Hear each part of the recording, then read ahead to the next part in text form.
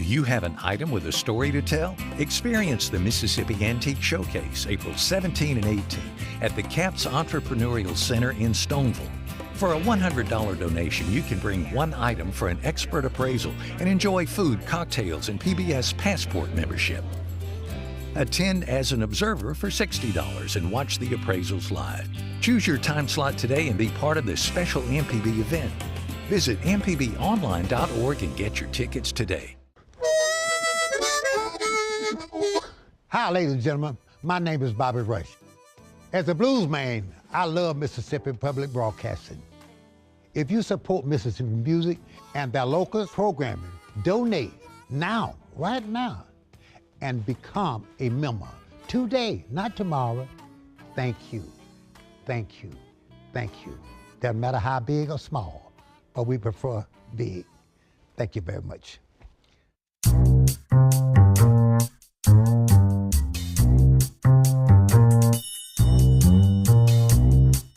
Welcome to Deep South Dining on MPB Think Radio. Malcolm White, Carol Palmer, and it's a lovely Monday afternoon here in the capital city.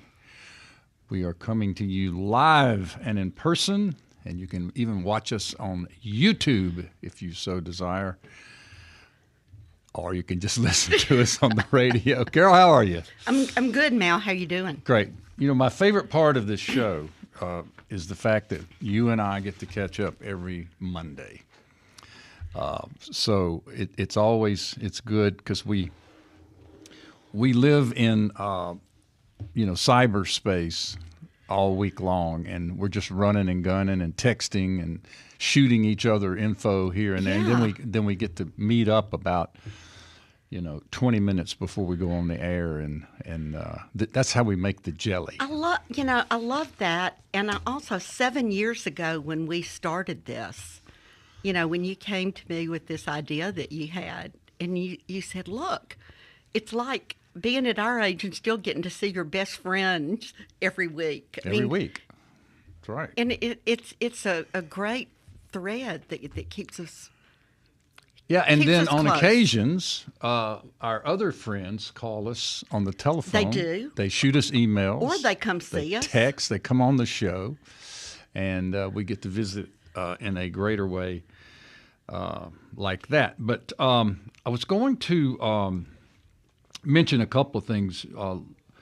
Was it last week or the week before when we were in Meridian, when we were at Sip and Savor? It was recently. Yeah, it was very, very recently. Saturday, maybe a week or two ago, we were over in Meridian at the Max, and we attended the Sip and Savor, which is their food celebration, their culinary event. 3,000 plus people, 50 chefs, really, really great. And there we bumped into a lot of our buddies, people who we've interacted with over the years, restaurant tours, chefs, people, caterers. We ran into David Cruz. Yes, we did. And we've got a little bit of an interview somewhere. We're not going to play it, but we do have it somewhere.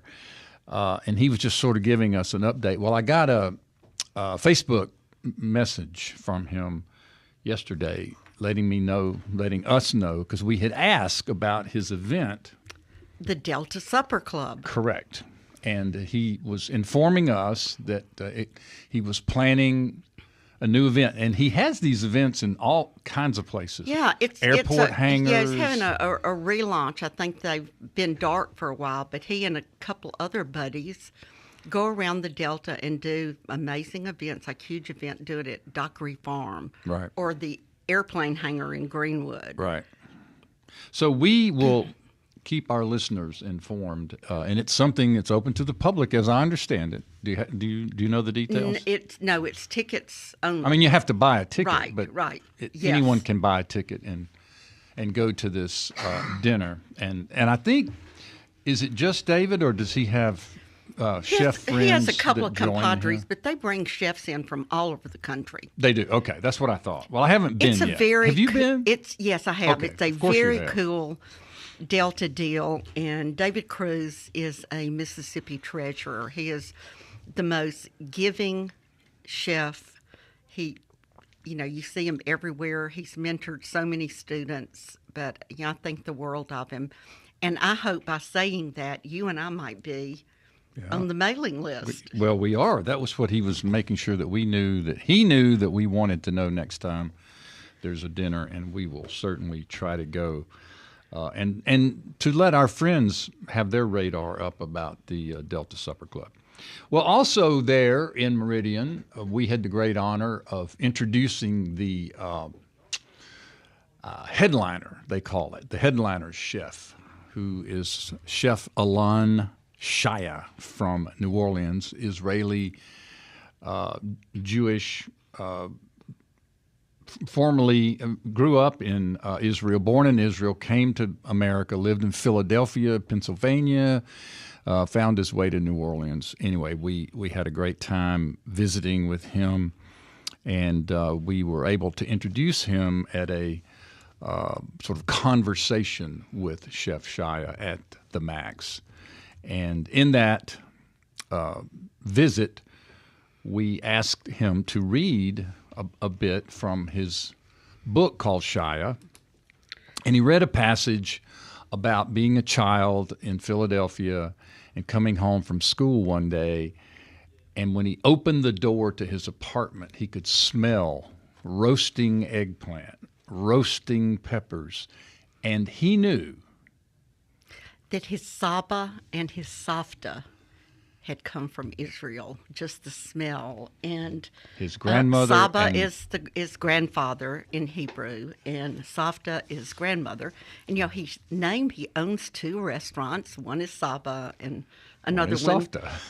Safta. But that was a very emotional thing for him to be able to open the door and know it conveyed family and tradition.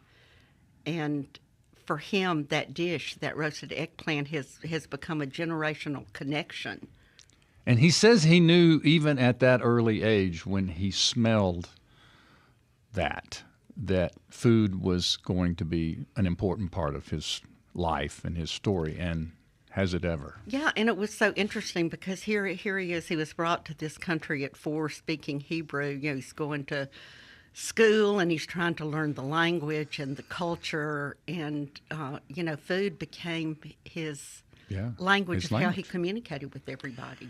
And so last Friday was Kara's birthday, and I made a dish for her from the cookbook, which was the dish of the roasted eggplants, roasted peppers, lutenitsa, and you serve it, or he serves it over like a bed of hummus. Like a bed of hummus, drizzles olive oil and chopped parsley on it. So I made it, and I brought it to you today, and I'd be what a interested to see great what you gift! think. I mean, that's a real labor of love, and what a great gift. I roasted the eggplant and the peppers outside on the grill as I was grilling some chicken and some veggie kebabs, and I just put the whole eggplant on there, and just roast it until it's charred and collapses. And same with the peppers. Then you let them cool and you skin them, and then you take tomato paste and put it in a skillet with a couple of tablespoons of good olive oil, and you stir that tomato paste until it turns orange. And then you add your peppers and your eggplant and some roasted garlic, and then some chopped tomatoes. And you work it down. For about an hour and 15 minutes, you just slowly cook it over. Yeah, and that's your kind of cooking. Yeah. You love that working it down. Yeah. Yes, I do. It's a Hungarian Israeli dish. His grandmother was Hungarian, but we talked a lot about, cultural melting pots. And when both of us, we admitted that when we first heard of Alon Shaya, and he was an Israeli chef, and this was years ago, but both of us admitted the same thing. We're going, what is Israeli cuisine? Right. And, he told the wonderful story of, what Israel is. It's a melting pot of, he said, you'd sit at a table and your Bulgarian grandmother, and then somebody would have the Yemeni bread, and you'd have something French and something Portuguese. So Right. it was like a gumbo, just like a mixture of all these foods. Like America. Yep. Like America. Well, anyway, so that was great, and I hope you enjoy. I brought you enough to take home for John. And, Oh my gosh, you know, John will never see that. I'm one of the you. things I did with it, besides eating it the way that Alon Shaya prepared it, and I've made it for you today, was I mixed it in with some pasta sauce. I mean, because what you're talking about is eggplant and roasted peppers in with a tomato sauce and a spaghetti sauce. Anyway, there's Why a not? million ways to skin that cat. I want to spell the dish for people out there who may be wanting to make it. It's lutenitsa, Lutenitsa. Lutenitsa. And it's in his cookbook, Shaya, which we Yep. both have a copy of now. So really great cookbook, too. Fun stuff. Well, Carol, in case you didn't know, today, speaking of hummus, today, April 20th, is Lima Bean Respect Day. I thought of you when I saw that nobody respects a lima bean, or as you call them, boxcar beans. Boxcars, like the you. big white ones. Yeah, you get so excited about them. I do. I mean, how can you believe it has its own day? But not only It should have a week. I know it's not Lima Bean Day. It's called Lima Bean Respect Day. Respect. That's right. So I have great respect for lima beans, whether they're the small green ones or the big boxcar white ones. Never met a lima bean I didn't like. Well, good. So- Celebrate. And I will remind people, I know I say this a lot, but growing up, one of my grandmother White's favorite meals to cook on Sundays, she would always cook a big meal on Sundays for her two sons and their families, and we would all go to my grandmother's house in Wiggins. But one of her favorite meals was a big pot of these giant white lima beans cooked with ham, and we would eat it out of a bowl with a big chunk of cornbread and a wet salad. Remember, Yep. we used to serve the wet salad at We're Howell going to talk Mouse. about wet salad today later on in the show, too. There's with someone the else folks that from we know Doe's. that Yeah. make a renowned wet salad. Yeah.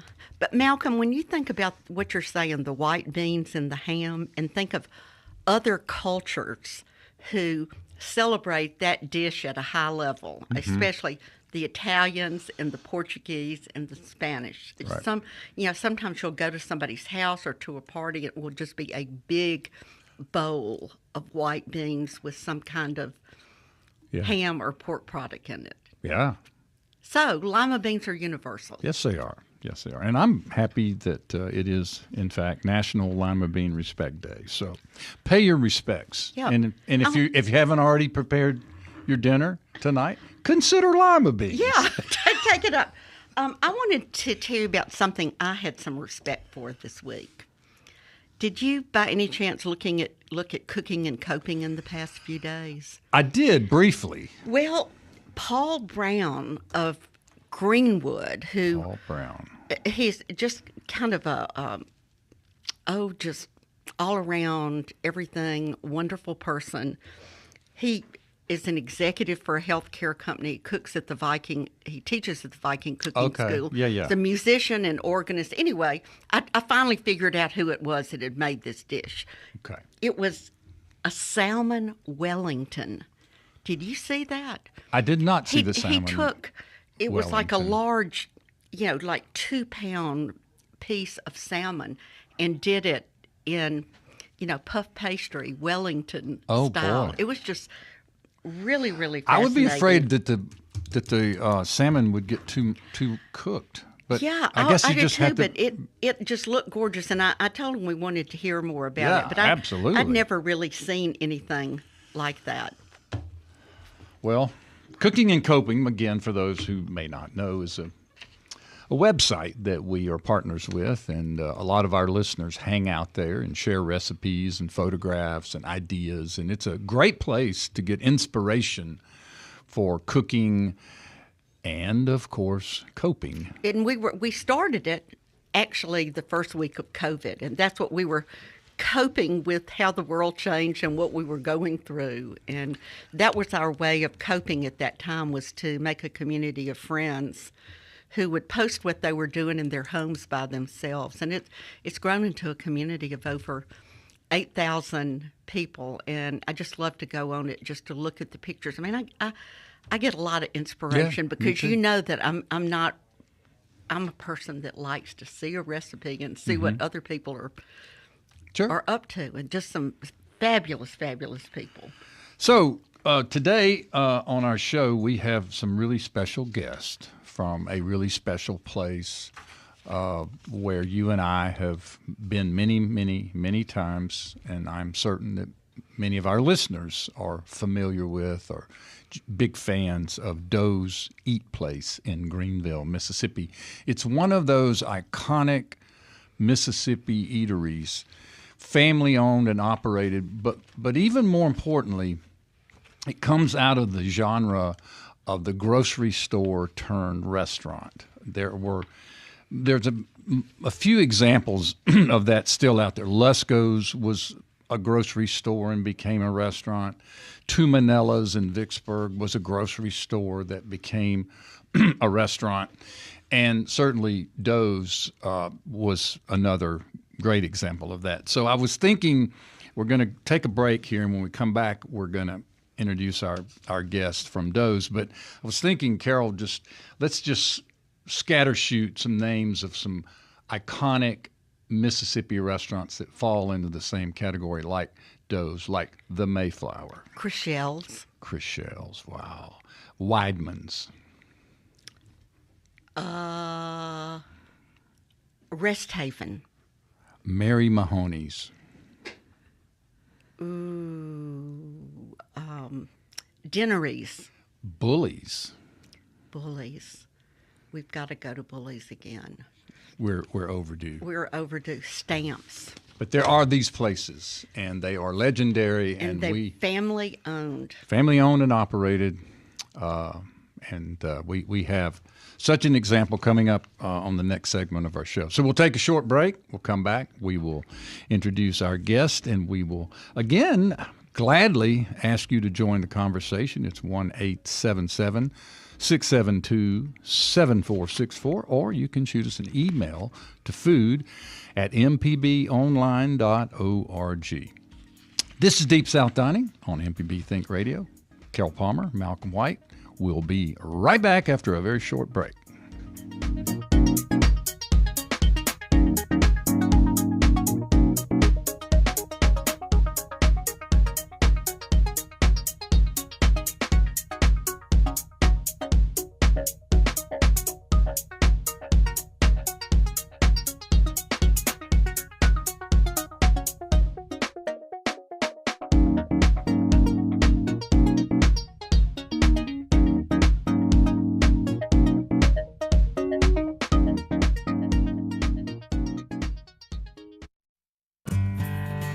At the Mississippi Arts and Entertainment Experience in Meridian, we believe in the power of the arts, storytelling, and education, just like Mississippi Public Broadcasting. MPB connects communities across the state with quality programs that inform, inspire, and engage. Their audience is loyal and appreciative of businesses that support public broadcasting, which makes underwriting on MPB a smart investment. Join us in supporting MPB. Learn more at mpbfoundation.org. Hatred destroys the one who hates. The others that you hated go on about their business, care less. So the legacy of Medgar Evers is an understanding of our own humanity and of our own responsibility of seeing that in other people. He is written out of history. He's just not included as Malcolm and Martin. To me, it's the 3 M's, and Medgar is right up there at the lead. Everlasting, Life and Legacy of Medgar Evers. Watch now on MPB Passport. Visit mpbonline.org for more. School choice, rural hospitals, voter access. The 2026 Mississippi Legislature will impact you and your family for years to come. MPB brings you At Issue, a weekly analysis of the legislative session and the issues affecting you with perspectives from both sides of the aisle. Brandon Jones and new At Issue analyst Rebecca Staples join me, Wilson Stribling, every Monday at 5 p.m. only on MPB Think Radio and wherever you get your podcasts. MPB, your stories, our mission.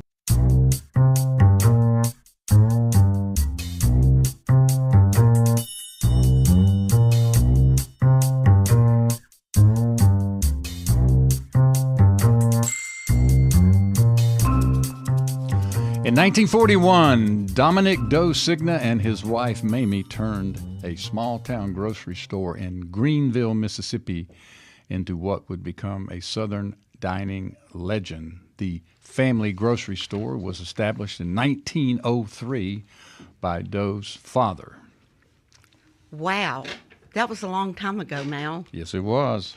Hey, let's welcome the current owners of the family-run grocery store turned restaurant, Doe and Charles Signa. Hey, guys. Hey, how are you? Y'all doing okay? We're good. Thank y'all so much for doing this with us today. Thank y'all for having us. It's great. Y'all are in the restaurant, right? Correct. Yes, sir. This is very cool. It's good to see both of you. It's been a minute, but you're both looking good. Looking young. Thank you, Malcolm. How y'all feeling? Thank you. Thank you, Carol. He's a little bit younger than I am. Well, you guys have been at it for a long time. So in your own words, tell our listeners a little bit about your restaurant and your family operation there, how you got started. Okay. This is my daddy and my mother. I'm Charles. Hey, Charles. This is my daddy and my mother's. When they opened up the restaurant in 1941, it was out of my daddy's grocery store. And so daddy was working at the air base. We had an air base here in World War II. Uh-huh. The air base trained fighter pilots. And so he was working as a civilian in the cafeteria at the air base. So somebody gave him a tamale recipe. And so daddy brought it home, told it to mama, and mama kind of doctored it up with dad, doctored the recipe up, and they started making tamales by hand. Well, mama had a sister that helped, and my daddy had a couple of sisters that helped, and so that it was like the family deal, So they started making tamales.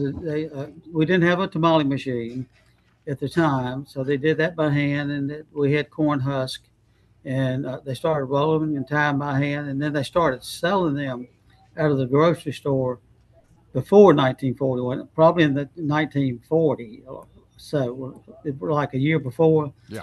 And then somebody, one of the daddies, they started then in 1941, they opened up the restaurant. The reason they opened up the restaurant is because one of daddy and mama's doctor friends said, Doe, y'all selling tamales, why don't you sell something else? Why don't you start selling steaks?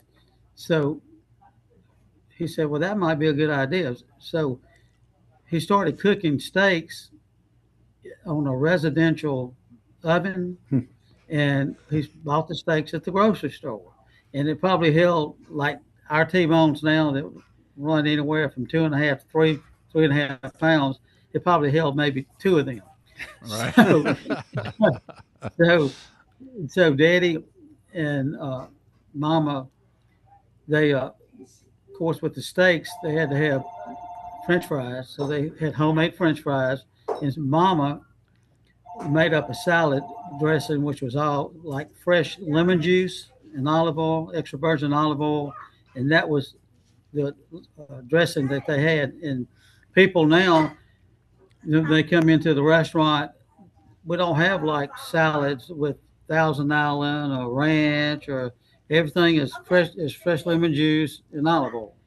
And that's the only salad they really do. A wet salad. That's right. Wet salad. Right. So mama introduced that salad to everybody. And then after a while, after they started selling the steaks, the tamales, the French fries, the salad, since we're Italians, they start selling spaghetti and meatballs. And then they put on fried shrimp. So we had and with the tamales, the complement to tamales, they had homemade chili. So we had 6 items, and that's all. We don't have many more than that now. That's kind of what's kind of unique about our restaurant. We don't have it 6, 7 items. Yeah. The big decision is which cut of steak do you want, right? Yeah. That's right. We got 6 different cuts probably. Yeah. Can you share the cuts for us? Yes. Yeah. Go ahead. Yeah. You go get them. Yeah, get them. No, you don't have to go get them. You can just tell us. You just tell us about it, Doug. I thought you wanted me to go grab some. Well, we want to come up there and grab them. Yeah. So I'm Doe the third. Obviously, my dad and my Uncle Charles were brothers. Big Charles has 2 sons that are in the restaurant business. Little Charles and Paul. And Paul has a restaurant up in Paducah, Kentucky. And Charles is here with us in this restaurant. And Charles and I and Paul are just lucky enough to fill in. They are the ones this restaurant, and our grandfather, the ones this restaurant has gotten to where it is. Well, and we're just lucky enough to take it by the reins and try to move forward with it. So we have, as far as steaks go, we have a 10-ounce filet. We have a bone-in ribeye that's, I would say, 2.5 pound ribeye. And then we have a porterhouse that's anywhere from 3 to 4 pounds.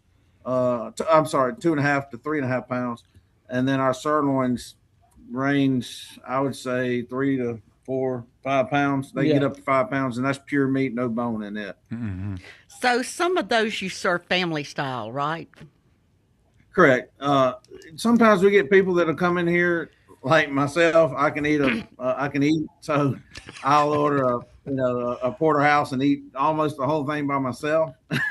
And some people will come in, a family might come in of 3 or 4 and split a porterhouse or a ribeye, and then it'll be brought out family style. Correct. It'll be cut up, put on the table with the fries, and of course the garlic bread's got to go in the steak juice. You said, I know you added fried shrimp back in the day, but you also do a broiled shrimp, right? Is that a relatively new item? Yeah. Well, let me tell you about that broiled shrimp, okay? Can I tell you about that? Please, yeah. His daddy, my brother, back probably 35 years ago or so, he decided to sell broiled shrimp too. I said, no, I am not going to cook them. Not going to work. It was only he and I cooking at the time, and so I'm not going to cook them. I went about 10 years or so without cooking them. They knew, a lot of people called up, especially the people that knew, who's cooking tonight? Right. Can I get the shrimp? Did it get the shrimp?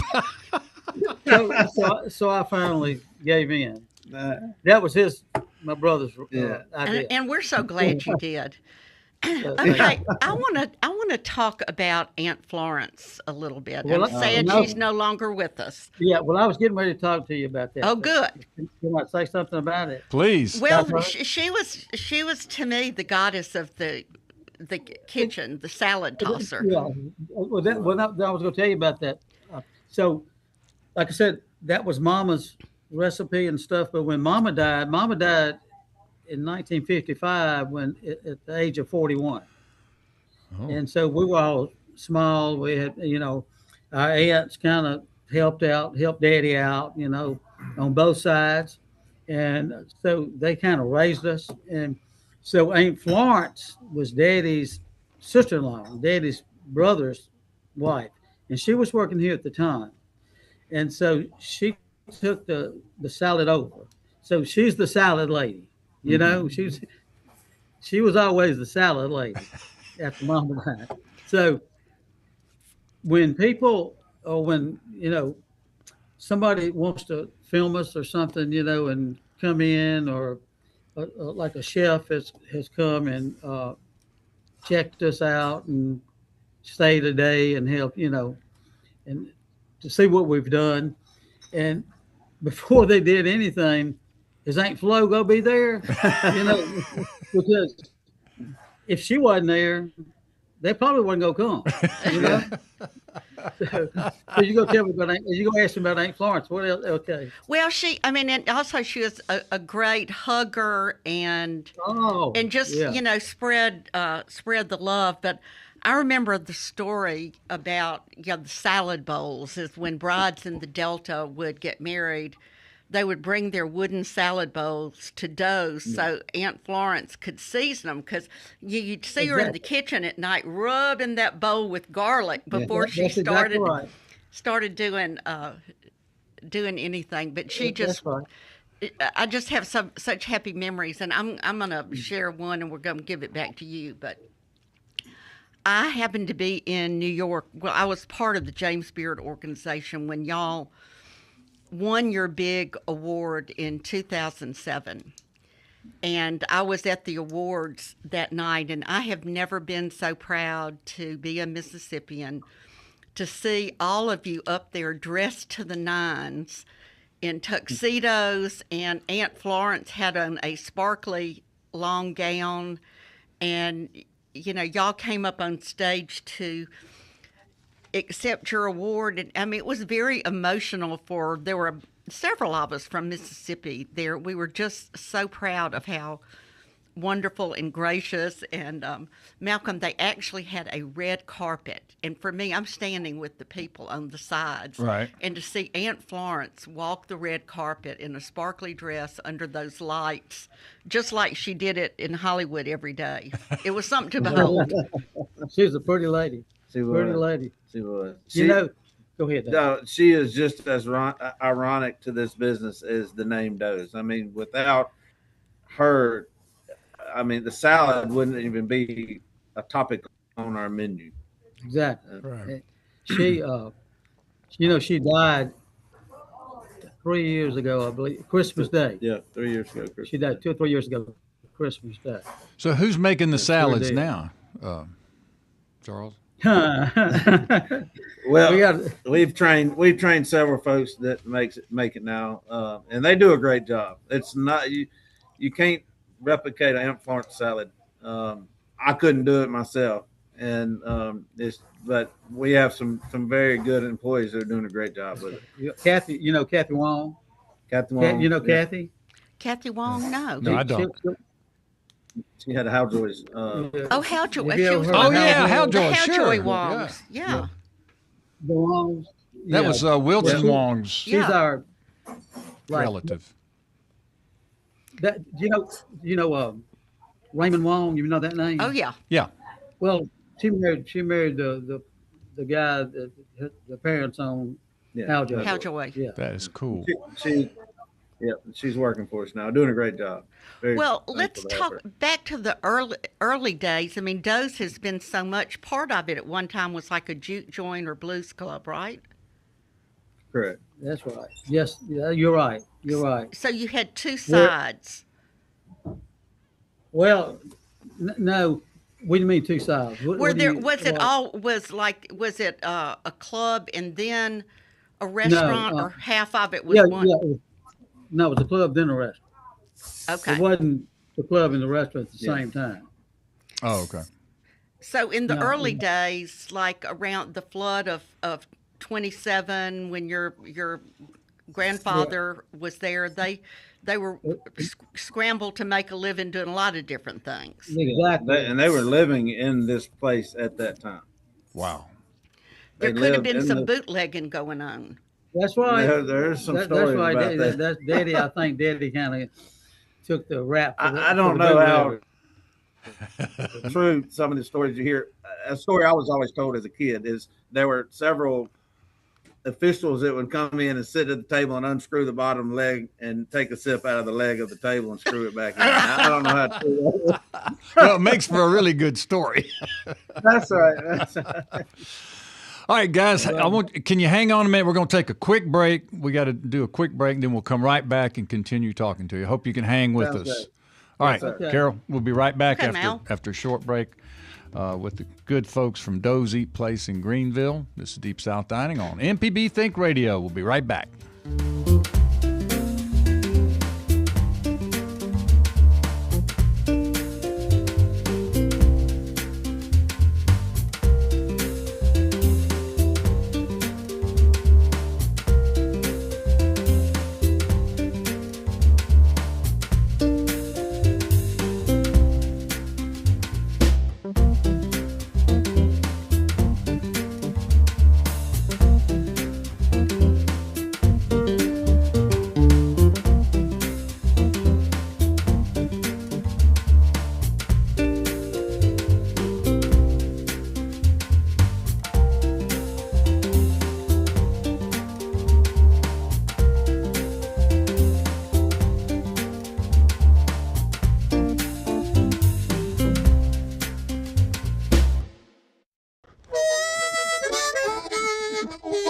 Hi, ladies and gentlemen. My name is Bobby Rush.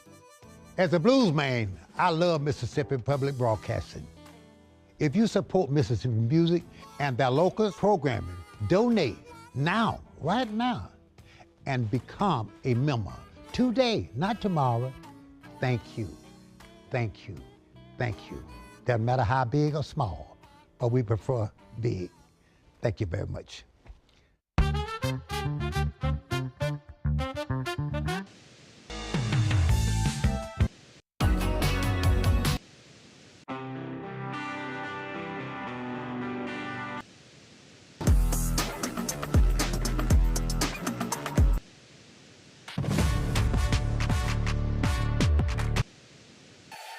Together through the years, together in the future. MPB, your stories, our mission. Do you have an item with a story to tell? Experience the Mississippi Antique Showcase April 17 and 18 at the CAPS Entrepreneurial Center in Stoneville. For a $100 donation, you can bring one item for an expert appraisal and enjoy food, cocktails, and PBS Passport membership. Attend as an observer for $60 and watch the appraisals live. Choose your time slot today and be part of this special MPB event. Visit mpbonline.org and get your tickets today.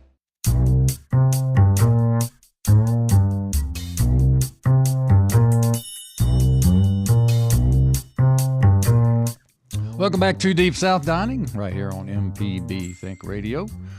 We've got Charles Signa, and is it Doe 3? Yes, sir. Doe 3. Yes, sir. Signa. AKA Baby Doe. Baby Doe. Okay, Baby Doe. All right. But we thank y'all for joining us today and talking to us a little bit about Doe's Eat Place. A couple things I wanted to ask about was back in the old days, you used to put the tamales in a number 10 can. Do you still do that? No, we can't do it. It's no longer health department. Correct. Okay. Health department. Gotcha.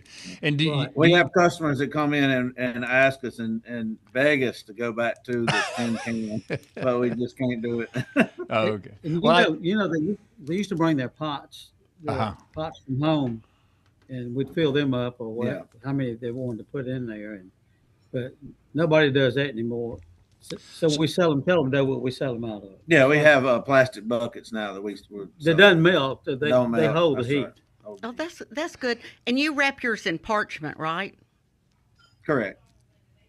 That's right. Yeah. So when you come to Doe's, of course, you walk in the front door and you're in part of the kitchen. The broiler's there. The tamale machine is there. Talk to us a little bit about the equipment, that old broiler that you use with the pull-out tray. I'm just curious, like, who makes that? How hard is it to service it? How long have you been using it? Is this the fifth one in the history of the store, the third one, or what? All right. First of all, when you walk in the front door, of course, we cook, the steaks, and we have the hot tamales there. But the machine is no longer there. You know where that machine is? Where?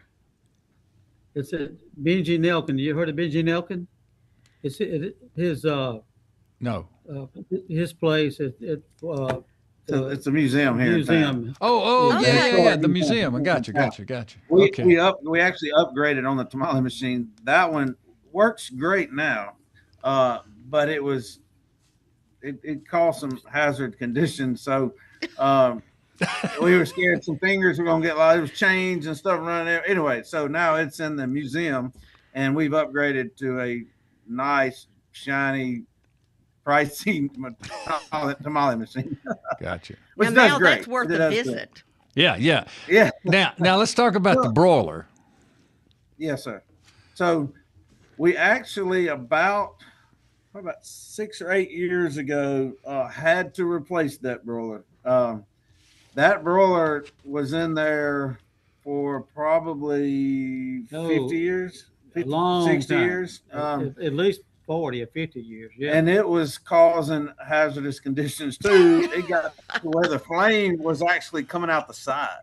So, Okay. yeah, so it was time to replace it. And sadly, so we had to, we got a new shiny Montague grill in there, and it is fine. It does just as good.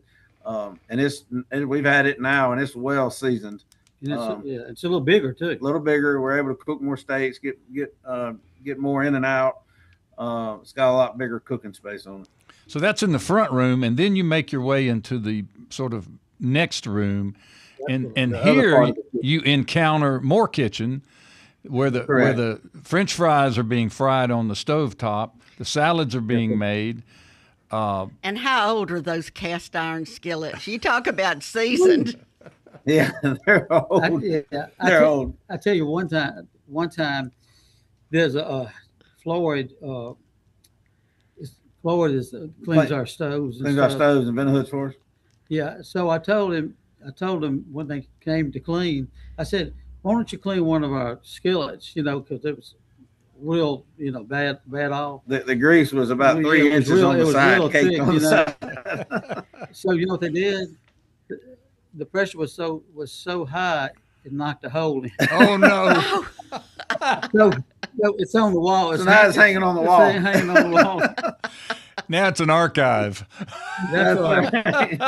That's right. Yeah. Okay, so for the listeners that have never been to Doe's, Malcolm brought you in the door by the broilers. Now you've come inside the kitchen, which is also a dining room with tables sitting around, and you can watch the French fries and the shrimp, and it's a show in itself.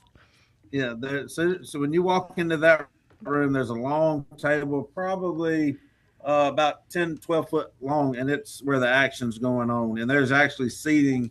There's 1, 2, 3, 3 or 4 tables right there, just feet away from all the action. You got ladies on the stove cooking, frying shrimp, cooking French fries, a lady making salad. They're plating your tamales, everything's happening right there. Just like you're at your dinner table watching your mom making your meal and sticking it on the table for you. I know you've had so many famous people come through there and so many famous chefs, and I know that every chef that's come through there wants to be seated in that room. That's right. They love watching everything happen.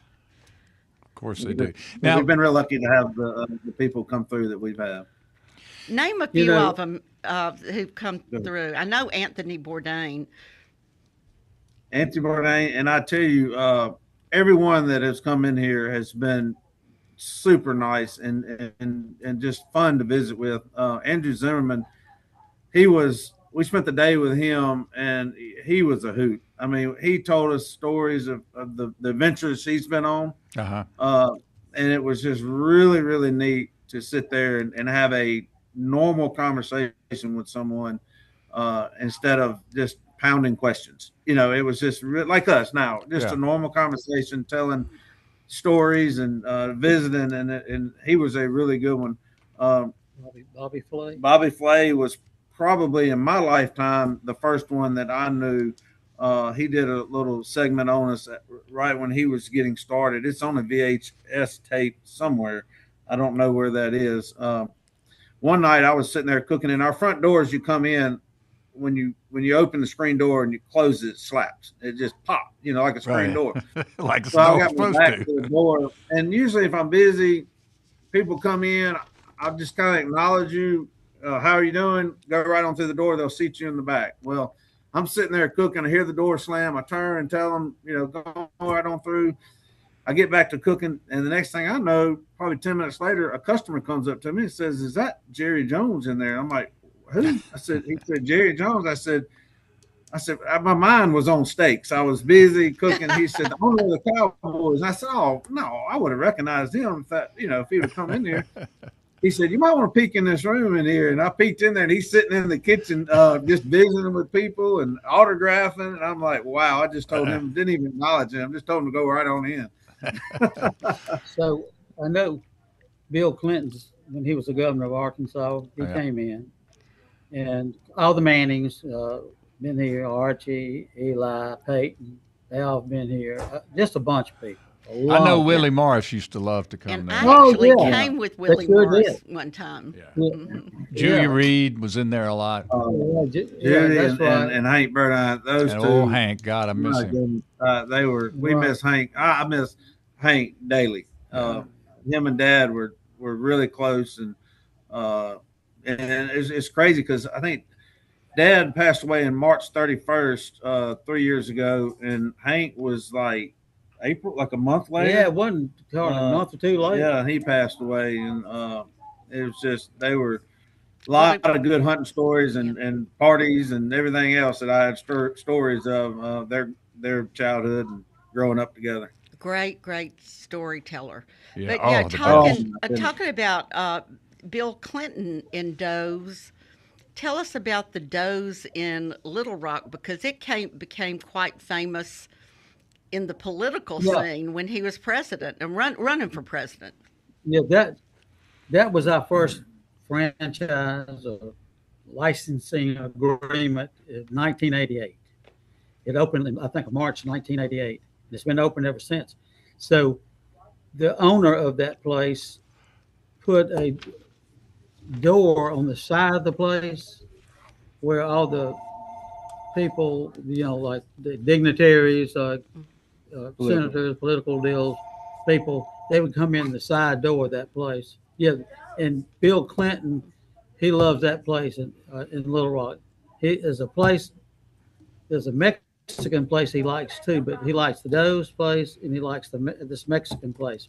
So yeah, he's been coming to the Doe's in Little Rock since 1988. Mm-hmm. Now, back in the day, you did not have a written menu. Do you currently have a written menu, or do people just know what you have? I would say no and yes. There's one that's on the wall when you come in, and just kind of so people that are waiting to seat, they can look at, waiting to sit. When you sit down to order, you're not handed one. If you ask for one, they'll give you one, but you're not handed one. And basically, we have very limited menu items, so they just start telling you what we have. Yeah. So, what future generations of the Signa family are circling around beyond you two gentlemen? Are there other family members that are working there, maybe coming up the ropes? So, okay, I'll be 79 in June. He's 47. And then my son is 52. My oldest son, and then 46 is my 52, and then Paul is like 45. Yeah, so Paul's got my son, youngest son, has got a Doe's in Paducah, Kentucky. Yeah, and it does really well, right? Oh, it does better than we do, just about. He does really well. Yeah. He is. If you don't know Paul, you need to meet him.